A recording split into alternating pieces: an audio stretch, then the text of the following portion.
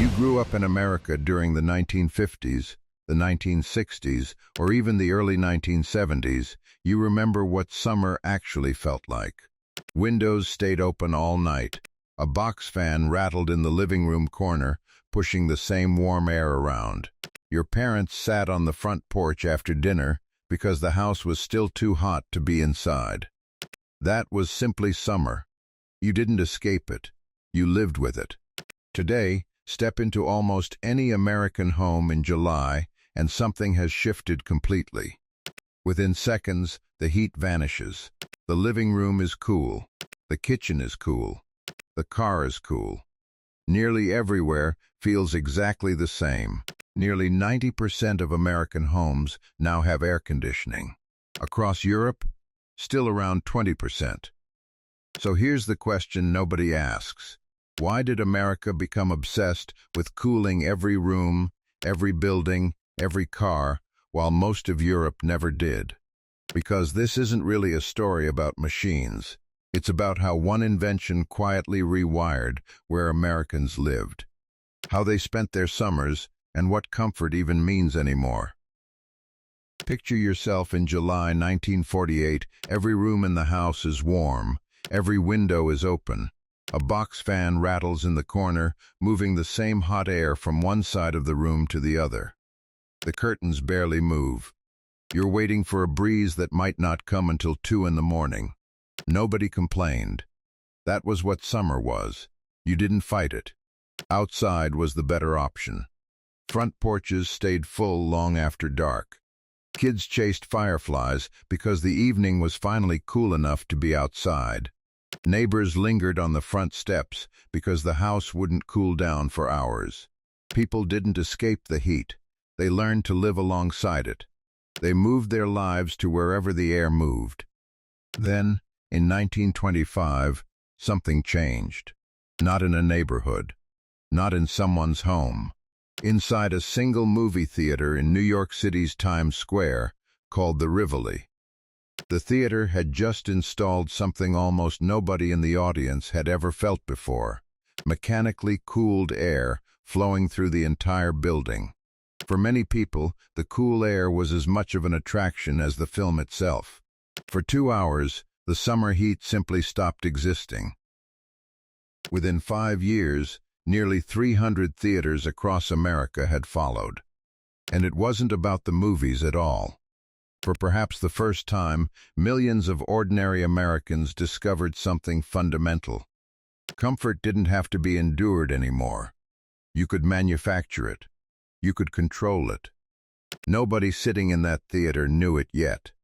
But they had just met the invention that would reshape how America lived for the next 100 years. The man who built that machine wasn't trying to make anyone comfortable. His name was Willis Carrier. In 1902, fresh out of Cornell, he took a job at a printing company in Brooklyn called Sackett Wilhelms. The company had a straightforward problem. Summer humidity warped the paper as it moved through the printing presses. The ink colors no longer lined up. Carrier's job was to control the moisture in the air. Nothing about making people comfortable was part of the assignment. His solution worked. The humidity dropped. The temperature dropped alongside it. Workers immediately noticed the difference. Within a few years, the same technology was being installed in department stores, hotels, factories, office buildings. What started as an industrial fix was quietly becoming a public luxury. But for ordinary families, that future was still years away. The machines were enormous. They were prohibitively expensive, far beyond what most homeowners could imagine affording. Then, in 1947, everything shifted again. An engineer named Henry Galson helped develop a compact window air conditioner small enough to fit inside an ordinary home. Americans bought them almost immediately. More than 43,000 units sold in the first year alone. For the first time, air conditioning wasn't a luxury for the wealthy or a perk for department store shoppers. It was something an ordinary family could own. At first, a cooled home meant one room, maybe two. if the family could afford it. But America was changing faster than the machines could keep up.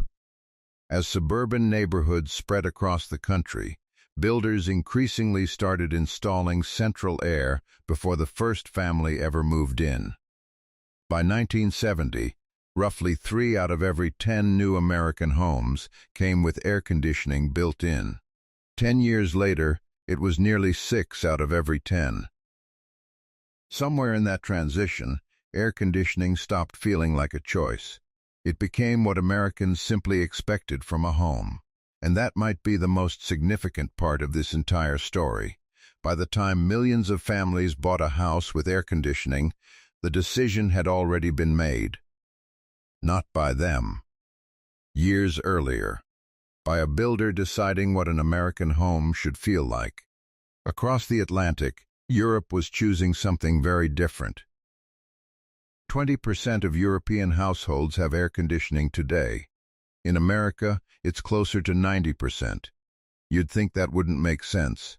Madrid gets hotter than Chicago. Rome can be warmer than much of Ohio. So why didn't Europe follow the same path? The answer doesn't begin with air conditioners at all. It begins with the houses. For centuries, European homes were built to handle heat naturally. Thick stone walls, heavy masonry, small windows, wooden shutters that stayed closed through the hottest part of the afternoon. Long before electricity existed, these homes had already learned how to stay cool. The thick walls absorbed heat during the day and slowly released it after sunset. The shutters kept the summer sun from ever reaching the living room. Centuries of architecture had already solved the problem without needing a machine. There was also the simple matter of cost. Running an air conditioner in much of Europe has always been more expensive than in America. Electricity costs are higher, and in historic cities across the continent, installing modern air conditioning often isn't possible. Many older buildings are protected. Homeowners can't make major changes to the outside of the property. So while America was redesigning homes around air conditioning, Europe had already designed its homes to live without it. 2 continents, the same heat, 2 completely different answers. Picture a summer evening in the 1950s. Dinner is over. The day is still warm. So families step outside.